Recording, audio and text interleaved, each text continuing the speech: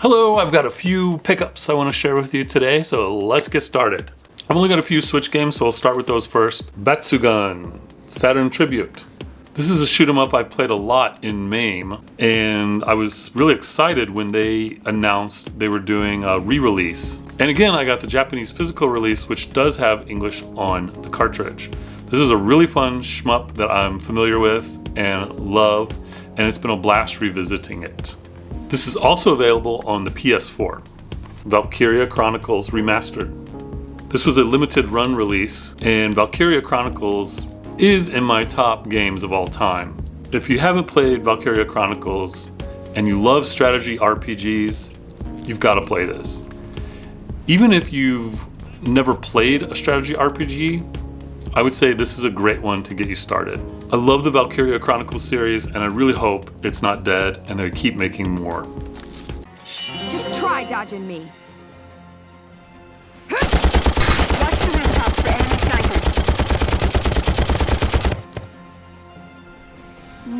Okay, on to PS5 pickups. Now these pickups are from the last few months, and in that time a lot of the limited print games I'd ordered came in. And we'll start with Rugrats Adventures in Gameland. Now this is a 2D side-scrolling platformer. So Rugrats was sort of after my time, and I have zero nostalgia for it. In fact, I remember really not liking the character designs when this was out, and I'd see them everywhere, seeing these strange babies. But I'm intrigued with the game. It's a beautiful looking HD side-scrolling platformer, but then you can change it to make it look like an authentic Nintendo 8-bit platformer. It was a good price, so I grabbed it. I've probably played the first 3 levels of it. So far I've noticed influences from Super Mario Bros. 2, DuckTales, and countless other Nintendo platformers.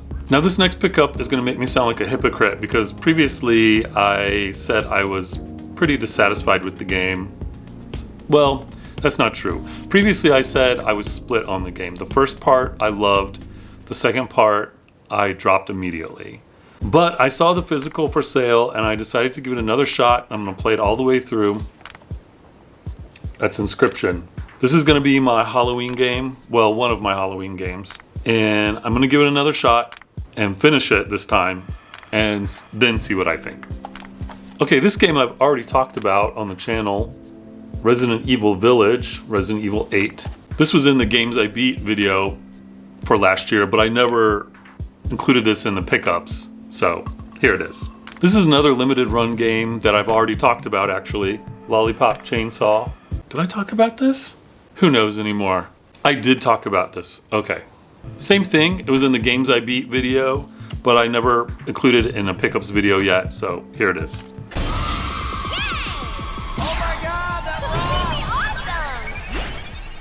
Continuing with limited run games, Shadows of the Damned.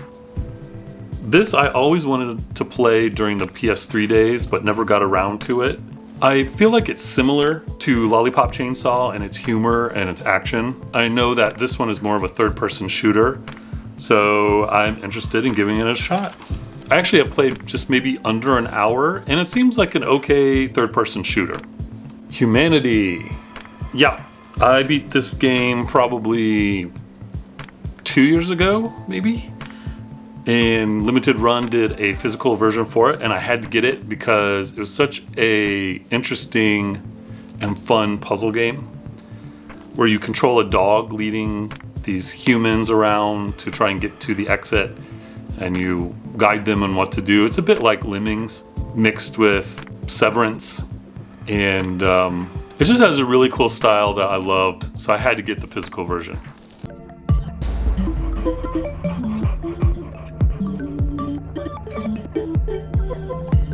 More limited run. I've waited a long time for this one. Might and Magic Clash of Heroes. This was one of my favorite puzzle games on the PS3, and that never had a physical version. That was only digital. So when Limited Run announced that they were doing a physical version, I knew I had to have it. It's like a match 3 puzzle game mixed with a strategy RPG, and it's awesome. If you like puzzle games, definitely give this a shot. Okay, the last limited run game, Beyond Good and Evil 20th Anniversary Edition. I remember this game being a big deal when it released amongst my friends, but I never got around to playing it. And I think I picked it up on the PS3 for like $1 on a cheap sale and played, I don't know, maybe an hour. And it was interesting, but I never got back to it. But I always wanted to return to it. And when they announced the physical for this, I knew I wanted to get it. All right, so that's all the limited run games, and now we're on to Christmas presents. Prince of Persia: The Lost Crown. Unfortunately, this studio has been shut down, I believe, which is a shame. I played the demo of this and I thought it was really fun, so I grabbed it when it hit $19.99. Again, I've only played a little bit of it, but I will definitely get back to it. Grand Blue Fantasy Relink. This is a gorgeous looking RPG where you have a whole team of people with you and they're all fighting, and I believe you can switch between them. I know Grand Blue Fantasy is a long-running mobile game, but I've never played any of those. Anyway, I'm actually really excited to start playing this one. Okay, I've been wanting to play this one since it was announced for Apple Arcade, and that is Fantasian Neo Dimension. I'm about 75% through the game, if I believe what my PS5 tells me, and I am stuck in a couple of ways. One, I don't know what to do. I just don't know what to do. I know there's quests I have to do, but I don't know how to do them. I don't know if that's the fault of the game isn't telling me what I should be doing, or if I'm just not picking up on it. The second thing is, I'm so underpowered. If I try and go to a boss or anything, I'm killed almost instantly. So it got very frustrating, and I knew that people had said the second half of the game was very hard, but that they had made some changes for the console release. However, I'm just stuck, and out of frustration, I kind of quit playing. Not for good, but I needed a break. So I will go back to it, just not anytime soon. Okay, lastly, I've got Sable from Super Rare Games. So ever since seeing the previews for Sable, I've been super interested. I love the artist Mobius, and this game seems to be based on his art. And I love that they created his art style in a video game. However, Sable on the PS5 does suffer from some technical issues. I don't know, I don't want to do a teardown or anything, but I was a little disappointed in the game. Apparently, it's not so bad on PC. Even though I had heard those things, I still wanted to try it for myself, and I'm glad that I did.